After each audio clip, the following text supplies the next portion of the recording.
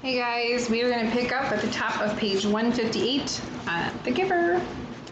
All right, Jonas went home the next morning, cheerfully greeted his parents, and lied easily about what a busy, pleasant night he had had. His father smiled and lied easily too, about his busy and pleasant day the day before. Throughout the school day, as he did his lessons, Jonas went over the plan in his head. It seemed startlingly simple. Jonas and the Giver had gone over it and over it late until the night hours. For the next 2 weeks, as the time for December ceremony approached, the Giver would transfer every memory of courage and strength he could give to Jonas. He would need those to help him find the elsewhere that they were both sure existed. They knew it would be a very difficult journey. Then, in the middle of the night before the ceremony, Jonas would secretly leave his dwelling.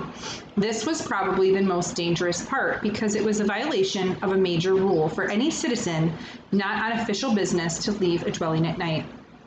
"I'll leave at midnight," Jonas said. "The food collectors will be finished picking up the evening meals remains by then, and the path maintenance crews don't start their work that early, so there won't be anyone to see me, unless of course someone is out on emergency business." "I don't know what you should do if you're seen, Jonas," the Giver had said. "I have memories, of course, of all kinds of escapes, people fleeing from terrible things throughout history, but every situation is individual. There's no memory of one like this." "I'll be careful," Jonas said. "No one will see me." "As a receiver in training, you're held in very high respect already, so I think you wouldn't be questioned very forcefully. I'd just say I was on some important errand for the receiver. I'd say it was all your fault that I was out after hours," Jonas teased. They both laughed a little nervously, but Jonas was certain that he could slip away unseen from his house, carrying an extra set of clothing. Silently, he would take his bicycle into the riverbank and leave it there, hidden in the bushes, with the clothing folded beside it. Then he would make his way through the darkness on foot silently to the annex.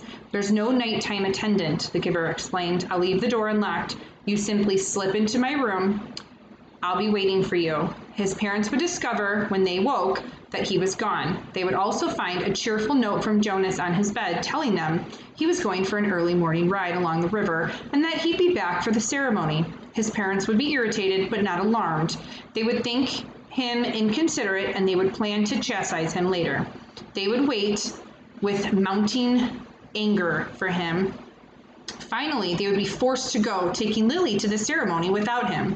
"They won't say anything to anyone, though," Jonas said, quite certain.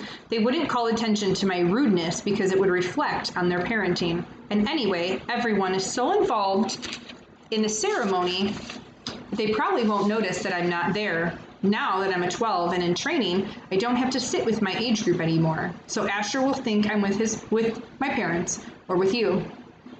And your parents will assume you're with Asher or with me." Jonas shrugged. "It will take everyone a little while to realize that I'm not there at all. And you and I will be long on our way by then." In the early morning, the Giver would order a vehicle and a driver from the speaker. He visited the other communities frequently, meeting with their elders. His responsibilities extended all over the surrounding area, so this would not be an unusual undertaking. Ordinarily, the Giver did not attend the December ceremony. Last year, he had been present because of the occasion of Jonas's selection, in which he was so involved. But his life was usually quite separate from that of the community. No one would comment on his absence or on the fact that he had chosen this day to be away. When the driver and the vehicle arrived, the Giver would send the driver on some brief errand. During his absence, the Giver would help Jonas hide in the storage area of the vehicle. He would have with him a bundle of food which the Giver would save from his own meals during the next 2 weeks. The ceremony would begin with all the community there, and by then, Jonas and the Giver would be on their way. By midday, Jonas's absence would become apparent and would be a cause for serious concern. The ceremony would not be disrupted. Such a disruption would be unthinkable. But searchers would be sent out in the community. By this time, the bicycle and clothing were found. The Giver would be returning. Jonas, by then, would be on his own, making his journey elsewhere. The Giver, on his return, would find the community in a state of confusion and panic, confronted by a situation which they had never faced before, and having no memories from which to find either solace or wisdom. They would not know what to do and would seek his advice. He would go to the auditorium where people would be gathered still. He would stride to the stage and command their attention. He would make the solemn announcement that Jonas had been lost in the river. He would immediately begin the ceremony of loss. Jonas, Jonas, they would say loudly, as they once had said the name of Caleb. The giver would lead the chant. Together they would let Jonas's presence in with their lives fade away as they said his name in unison, more slowly, softer and softer, until he was disappearing from them, till he was no more than just an occasional murmur, and then, by the end of the day, gone forever, not to be mentioned again. Their attention would turn to the overwhelming task of burying the memories themselves. The giver would help them. Yes, I understand that they'll need you, Jonas had said at the end of the lengthy discussion and planning. But I'll need you too. Please come with me. He knew the answer, even as he made the final plea. My work will be finished, the giver had replied gently, when I have helped the community to change and become whole. I am grateful to you, Jonas, because without you, I would never have figured out a way to bring the change. But your role now is to escape, and my role is to stay.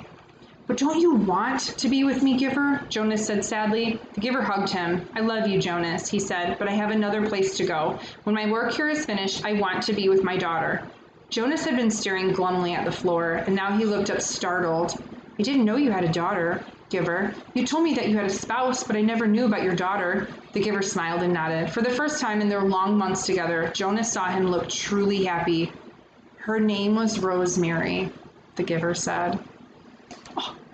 All right, guys, we're going to stop there on the bottom of page 162.